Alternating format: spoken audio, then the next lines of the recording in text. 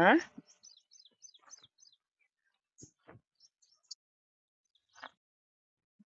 হ্যাঁ, গ্রাম জঙ্গল। এখানে ইতিহাস বলি তাহলে, এই যে মন্দিরে সিঁড়ি দিয়ে উঠে ক্লিন করার মতো, এটা দুতলা উপরে আছি আমি এখন। হ্যাঁ, নিচে নাট মন্দির গুলো খুব হেভি করেছে। মানে এই সমস্ত দাদা এখনো আহ, এখনো অব্দি নিজের টাকা, এখন মনে হয় সামান্য আছে, এই কারণে সরকারি রেজিস্টার হয়ে গেছে মন্দির নামে, সবকিছু কাগজপত্র রেডি হয়ে গেছে এখন। আগে তো বলছে এরা নিজেই খরচ করেছে 2-3 কোটি টাকা।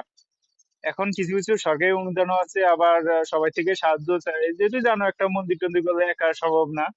সবাই যে যা পারে, আমিও একটা ইউটিউবে ভিডিও তোমাকে লিঙ্ক পাঠিয়েছি, যে যা পারে মন্দির নামে দান করতে পারে নিজে ইচ্ছে মতো, কেউ 1 টাকা করুক, 1 লাখ টাকা করুক, যার যেটা খুশি।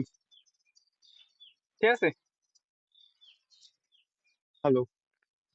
দেখো পুরো জঙ্গল, আর এক একটা বাড়ি কমসে কম 5-7 বিঘার জুড়ে। কোনো বড় বিল্ডিং নেই দেখো, চারিদিকে ঘুরিয়ে দেখাচ্ছি, কোনো বড় বিল্ডিং নেই। যাই আছে একতলা দুতলা, মানে তিনতলা, ম্যাক্সিমাম তিনতলা আমার চোখে পড়ছে না, 1-2 তলা আছে। ব্যাস পুরো জঙ্গল।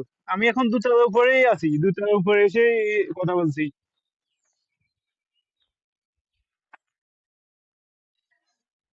আমি এখন ফার্স্ট ফ্লোরে আছি। ফার্স্ট ফ্লোর থেকে মন্দির কিরকম দেখা যাচ্ছে, অনেক উপর তো চূড়াও দেখা যাচ্ছে না, হ্যাঁ দেখা যাচ্ছে। ঠিক আছে। এই হচ্ছে মন্দির গেট।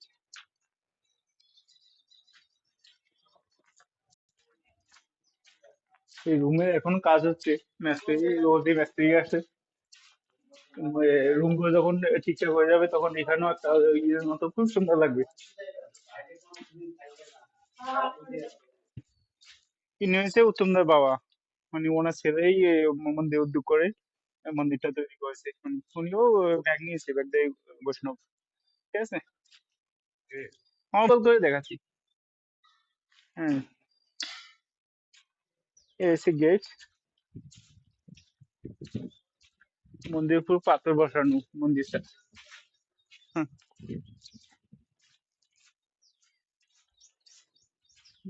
পুরো মানে খুব পাথর, হেভি দামি দামি পাথর গুলা বসানো। এই মন্দিরের ব্যাক সাইড। ঠিক আছে।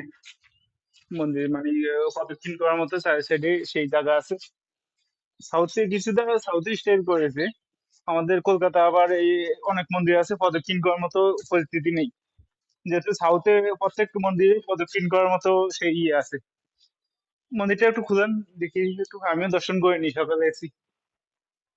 এই হচ্ছে মন্দির মেন ইয়ে, মেন দরজা। এই প্রদক্ষিণ করে চার সাইড। আর এখানে ছোট একটা স্টোর মতো আছে, একটা না দুটা, এই মন্দিরে কিছু টুকটাক মানে পূজারি থাকার জন্য। আর এটা হচ্ছে নাট মন্দির পুরোটা, এখানে কমপ্লিট হয়ে গেছে।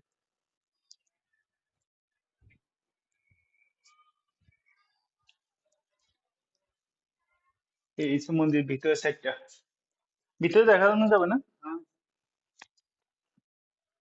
এখনো ঠাকুর ইয়ে করেনি। ঠিক আছে। মোটামুটি সব কমপ্লিট হয়ে গেছে, মানে ঠাকুর বসানো হয়নি এখনো। ঠিক আছে। হচ্ছে ঠাকুর ভোগ রান্নার মতো সেই ইয়ে জায়গা। ওখানে টয়লেটের মতো একটু আছে, দোয়া বসার মতো। আর এখানে ঠাকুরের যা ভোগ টোক হয়, আর পুজোর এই থাকা টাকার ব্যবস্থা সব এখানে।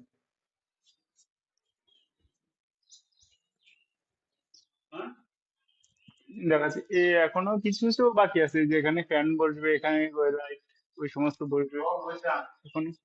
অনেক কাজ আছে, টুকটাক তো কয় বছর থেকে করে, এখনো কমপ্লিট হচ্ছে, মানে আরো 2-4 বছর।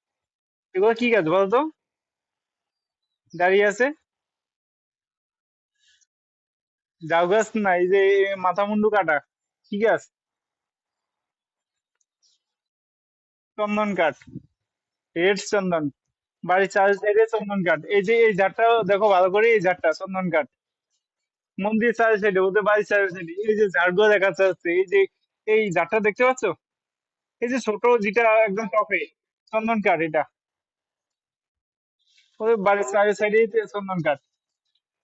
এগুলো মাথা কেটে দিচ্ছি কি জন্য কি জানি, এই যে একটা চন্দন কাঠ সবগুলা।